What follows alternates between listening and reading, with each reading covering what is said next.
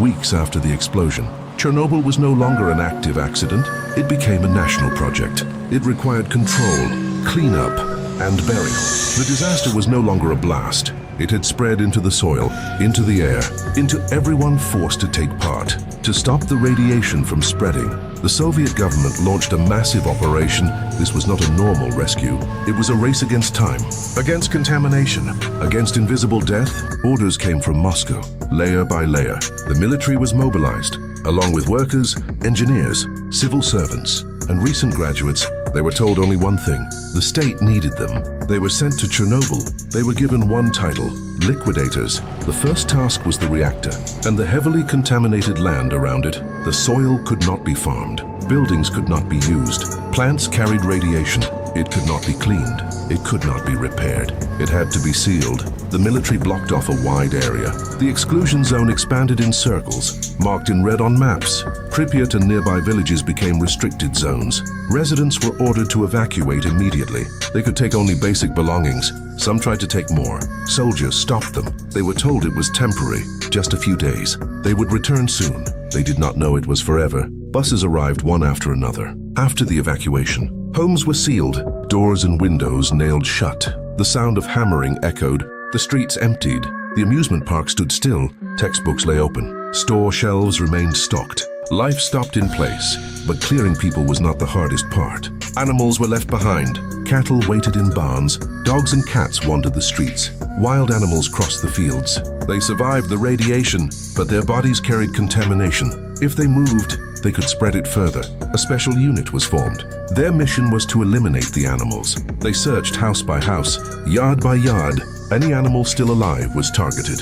Most soldiers were young. Some had never seen combat. Now they faced close living targets. Some pets ran toward them, tails wagging. Gunshots echoed through empty streets. Some soldiers turned away to vomit. Some hands shook. Some cried silently. But the work continued. Bodies were buried. Pits were covered with soil and concrete. Some soldiers broke down. But radiation did not stop for guilt. The cleanup went on. Chernobyl grew silent. At the same time, a new containment project began. Engineers designed a massive concrete structure. Its purpose was not repair, but sealing. It would encase reactor number 4, like a giant coffin. This structure was called the sarcophagus. It was built to isolate and to bury. Before construction could begin, another task had to be done. Graphite from the reactor core lay scattered on nearby rooftops. Each piece emitted deadly radiation. As long as it remained, work could not continue safely. The roofs had to be cleared. The graphite lay in the sun, cold, silent, but extremely dangerous. Robots were sent first. They failed within minutes. Radiation destroyed their circuits. Cameras went dark. Metal bodies froze in place. Engineers admitted technology could not survive here. Soldiers replaced machines. The commander gave clear orders. Each man had 90 seconds. 90 seconds was the limit. Longer exposure would cause severe cellular damage. The soldiers wore heavy protective suits. They lined up, silent, waiting for the signal. When it began, the first group ran onto the roof. They moved fast. No hesitation. They shoveled graphite, threw it over the edge, turned, and ran back. 90 seconds. Then the next group. No names, no ranks, only serial numbers. They were like precisely timed spare parts, used and replaced as soon as they were finished. Meanwhile, Legasov began to see the deeper problem. It was not only technical, it was systemic.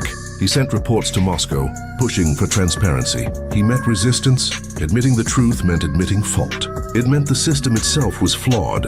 In Chernobyl, time felt stretched. Some worked, some waited, some quietly collapsed. Everyone paid a price. The cost did not appear at once. It would show years later, in illness, in death, in silence,